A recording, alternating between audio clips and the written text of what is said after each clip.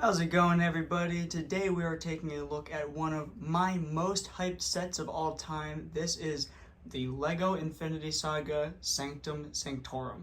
This is set number 76218. It comes with 2,708 pieces and it retails in the US for $250. On the front of the box, you can see a very beautiful shot of the front of the building with a nice portal effect around the back. On the top of the box, you can see the 9 minifigures that come in this set, which are Ebony Maw, Iron Man, Spider-Man, Wong, the Scarlet Witch, Sinister Strange, Master Mordo, Dead Strange, and of course, Doctor Strange. On one side of the box, we get a very pretty shot of Doctor Strange looking out of the window on the top floor. And on the back of the box, you'll see a lot more details, play features, the fact that it's a modular and all the floors come apart to access the interior. You get some shots of different play features. You get the dimensions, which are 12.5 inches tall by 10.2 inches wide.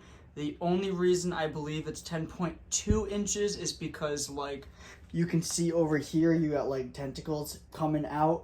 I don't know why it says 10.2 inches, but it is 10 by 10 inches. It will fit perfectly in your modular cities. I am extremely excited to open this set up, so why don't we do that and then get to the review. Before we get to the Sanctum itself, of course, we are going to take a look at the minifigures first. On the left, you do have the regular Doctor Strange. This is the Doctor Strange from Multiverse of Madness. You can tell by his torso print. Next, you have Evil Strange, or Sinister Strange. This is the Doctor Strange from the end of Multiverse of Madness. He's got the third eye. You have Dead Strange or Zombie Strange. Great torso print and leg print, even feet print on that. The face print's awesome. Next up in the lineup, you got Wong. Next up, you got Master Mordo there from the 838 dimension. Next up, you got Wanda as the Scarlet Witch. Only torso printing on that figure, kind of disappointed. They could have used some leg or especially arm printing, but you know what? It still looks pretty good. Next up, you got Tom Holland's Spider-Man from Infinity War. This figure does look absolutely amazing with arm, leg, and feet printing. Next up there, you do have Iron Man, and he does have the Infinity War armor. He does have some like thrusters coming out of the bottom of his feet, as well as an alternate hairpiece if you didn't want him to be wearing the helmet. And last but not least, you do have Ebony Maw there on the end. And also, before I turn these figures around and show you the back prints and alternate faces, I did want to show that Iron Man's helmet does flip open, and he does have a very nice face print with the HUD over his face there. Alright, flipping these characters around and removing their hair pieces and capes reveal very nice back prints as well as alternate face prints. All of the figures that have hair pieces, besides Dead Strange, do have alternate faces. The Dead Strange does technically have a back of the head print where it's just kind of more rotten flesh. He does not have an alternate face print, but if for some reason you didn't want him to have his hair, he's still got some details on the back of his head. Of course, the other figures who don't have hair pieces or helmets do not have alternate faces. Wong has nothing on the back of his head as he's bald. Spider-Man does have the back of his mask printed with more web design. And Ebony Maw does have his hair printed on the back. That does it for the minifigures. Let's get to the Sanctum Sanctorum. And there it is. This thing is absolutely incredible. Including the Daily Bugle and the modulars that I have, I would, without a moment of hesitation, put this on the top of my rankings for modular buildings. The building techniques were very interesting. Nothing got repetitive or boring. It was very fun to build. As you'll see on the interior, there are a lot of Easter eggs and cool details, and on top of all of that, it just looks amazing. So to start, we're going to do a pretty quick outside look at all the details you would see if this were, you know, sitting in your city. So on the front there, of course, you do get a very iconic look with the big window up on the top, the very nice sand green roof, and the very nice facade of the building. You get 2 trees out front with a very interesting technique that I haven't seen in trees before. Very nice looking front door and stoop, and the windows are all very nice looking. Rotating this thing around, you'll see that it is a corner building. I actually didn't really know that. I was like watching the movies before this thing got revealed, and I was very surprised to see that it was a corner building. but they don't really pan over to the right much in the movies. It is a quarter building, and that was actually kind of a surprise to me. But yeah, it looks very good. I'm a big fan of every angle of this thing. The corner is a very nice shape. It rounds very nicely. As you can see, this doesn't go all the way to the edge, which some people might complain about. I think it looks cool. I think it's nice that some of these buildings, like the Daily Bugle, do give you the opportunity to have like alleyways. And in doing so, you do get some nice details with the alley, like graffiti on the wall, stickers, and like a poster for the Captain America exhibit. Getting more details on this side of the building, you can see that the Captain America exhibit is at the Brixtonian Museum. You do get some graffiti on the side. Two big ones I noticed obviously are the spiderweb, but also the 10 rings symbol. And some more fun little Easter eggs. You have the Shawarma King, a shield like recruitment poster, as well as Darcy's dog walk. Also on the bottom you do get a dumpster, a box, and this is all for connecting modulars if you use the black Technic pins. And of course you do have a portal that goes to the inside of the sanctum. And taking a look into that portal on the side of the building, you do see that there is a room inside the sanctum that holds a book, and it is bound in a gold chain with a, I believe that might be the time stone in front of it. But no, this is a great build. I love the portal there. The build design on the portal is very cool. They could have really messed it up, but they really went with a very simple route, and I really gotta thank them for that. It looks great. You'll see this at a few points on this build, but you can actually just pop out this wall to get access to that. But also that allows you to swap out different sections of wall. Another example of that would be flipping the building around. You do get a portal here with Gargantos coming through. You got his nice big eye there with a very similar, if not identical, build to the way that the eye is done on the Gargantos Showdown set, as well as, of course, some tentacles coming through.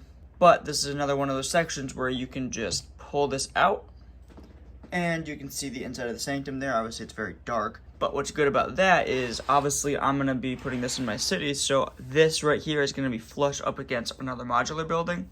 So I can't really have this coming out multiple inches from the side, because it's obviously not going to have room with the, other buildings. But you can flip this inside out and say you want the Gargantos coming in the inside of the building. Nice and flush. And flipping it back around to the other backside, or the other side view of the building, I should say, there is one more of those little wall sections that can pop out, and that is the Captain America sign, and that does show the top floor of the sanctum. But yeah, you can just like flip those around. You can put the bottom one right there. You can flip this with Gargantos if you don't have anything on this side, so you can have him coming out this side. It gives you some options for customizing your build and how you display it, and I think that's really cool. Not too much going on the roof up here, but it is similar to what we see in the movies. Looks very nice. There are some small details like air conditioning units, chimneys, all that fun stuff. This is, of course, a modular building, so you can just pop that right off, which grants you access to the interior of the build. This is always the tricky part with reviewing modulars, but you don't really get too good of a view of the inside. You do get some nice looks at different stickers and details, Easter eggs, all that fun stuff. You do get some weapons on the wall. You get helmets, this chest that has a scroll in it. You can see, I honestly think that this is like a fire extinguisher. Correct me if I'm wrong, if that's like a different kind of like magical artifact, but for me it kind of just looks like a fire extinguisher, which I think might be the joke. Because on the side opposite that, you do get what looks like a more magical artifact there. But you do get like a samurai helmet. Rotating up, you can see there's a hat with some battle axes. There is a rib cage on the wall, which I believe is supposed to be the... On the wall there, you do get a black rib cage, which I believe is supposed to represent the device that he puts on Caecilius in the first movie, but I'm not sure. On this side here, you get a shot of the 616 Mordo with the Eye of Agamotto. And over here, you do get a picture of Wong. Rotating it once more, you get a nice like painting or like carving maybe of Doctor Strange and Wong fighting Gargantos. And below that, you do get a little umbrella and an umbrella stand. And going down to the second floor. As you can see, if you don't have the room to have Gargantos popping out of the side, he does fit very nicely on the interior of the building. But for right now, we'll pop him out so that we can get a better look at some of these details. Before I show you the really cool feature on this level, you do have two bookshelves with some fun Easter eggs and jokes on there. But up top, you do have pages from books. That is the apple, which was showing in the first movie, Strange starting to mess with time. And you do have a page about the Cloak of Levitation there. On the left side of the bookshelf, you do have a book, I think just about magic, like some Scott Lang magic tricks, and of course a book by Bruce Banner about anger. On this side, you get two more books about magic, and then obviously a lot more just fake books. And correct me if I'm wrong, but isn't that the Wi-Fi password from the first movie? Now, the cool feature on this side, on this floor, does actually involve these air conditioners on the back. So these do actually slide. You can see that they are kind of like on a track there. Both of these do. I will show you what that does now. So you may have noticed there is a door there, of course. And if you open that door, you will see this is actually a portal. So you have like a desert, you have the dark dimension, and you have a mountain range. Flipping over to this side, I think this is supposed to be the scene where they sit down, where it's Doctor Strange and Thor. You think you even have the magic refilling beer mug there. In the corner there, you have more magical artifacts and potions and other things I don't necessarily recognize. I think they're just supposed to be magical looking items, but if they are something in particular from the movies that is actually an Easter egg, let me know. And you do have two more paintings or carvings or whatever they're supposed to be here. I believe this is supposed to be the Ancient One and Caecilius. And we can of course pop off this floor as well, which shows us the bottom floor. And of course the front doors can just push open right there, which gives you the view that you would expect walking in, which is of the very nice big staircase there, which is of course kind of just the main feature of the bottom floor is the big staircase. You do get some other details. You have a very nice grandfather clock there. You have the bowl, or whatever it is, the name of it, that Tony leans on in Infinity War. I think these are supposed to be under the stairs when the whole thing is assembled, so this is kind of like a forgotten area. You do have a Stormbreaker's pizza box, which is pretty funny. A little watch or a clock, which I believe is probably representative of Strange's watch from Christine, as well as the x-ray of his broken hands, which is very funny because it's a minifigure hand. And over here you have a box labeled Wong's Stuff Secret, and I believe that's supposed to be a travel brochure for Kamar-Taj. On the other side, on the front of the building, in the corner there, you do have the medical degree for Dr. Stephen Strange. Nice painting of some location that I don't recognize, I don't think. And a picture of Wong and Strange in the mountains next to a portal, looking very chilly. I think that might be a joke about the state of the Sanctum in No Way Home when it was filled with snow. And on the other side, you do have another painting of Strange there, a map of the world, and a globe in a little glass case. The top of the staircase actually does slide out as well, which does show you that room that we saw earlier with the portal. There is a door on the smaller side of the building that says keep out, and that does of course open into this room. In here you do have a shelf, a circuit breaker, there's a cell phone, and a little green tile that I'm not sure what that's supposed to represent, and then a refrigerator. Alright, I can confidently tell you guys this is my favorite modular building. That dethrones the Daily Bugle, which dethroned the police station. It is amazing. Not only do I think it is one of the best modulars we've ever gotten, it is at least the best out of the ones that I personally own. I also think that it's probably top 3 of Marvel sets that we've ever gotten. I would have personally put the Daily Bugle first on that list, but this probably just dethrones that in the Marvel race as well. For the sets I don't have, I don't know what else maybe compares to that, like the UCS Helicarrier that we got a few years ago, but truthfully, I think this is kind of top of the line. The only downside I really have to this set are the minifigures. They're fine. They're really good. We got some cool ones in there. They could have had more printing on the arms and legs. I mean, I paid $250 for this thing. I got 9 minifigures. You're not going to hear me complain about that. They could have done a little bit more. Also, the Daily Bugle had, what, 24 minifigures? Maybe throw in Caecilius and the Ancient One.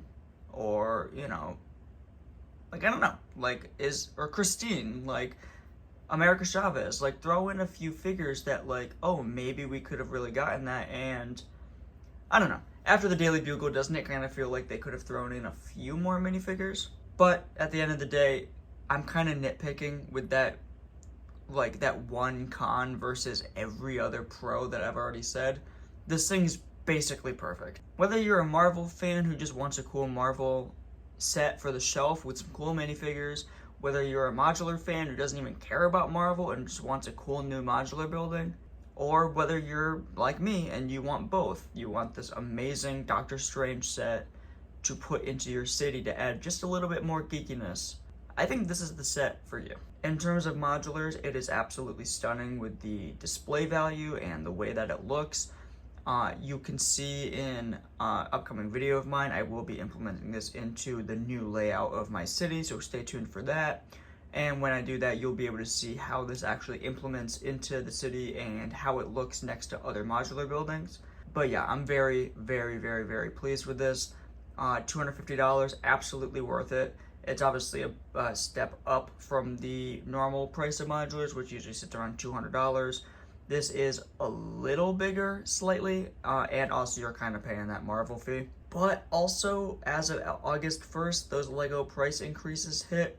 So now the boutique hotel does cost $230, so maybe that $250 isn't as hard to swallow in comparison anymore, even though that the new $230 price for the boutique hotel is definitely hard to swallow. But yeah, put any thoughts down in the comments below, like, subscribe, and I'm always down there talking with you guys in the comments. Let me know what your favorite detail from the set is and what modular building you think I should put this next to. Alright, I'll see you guys in the next one. Have a good one.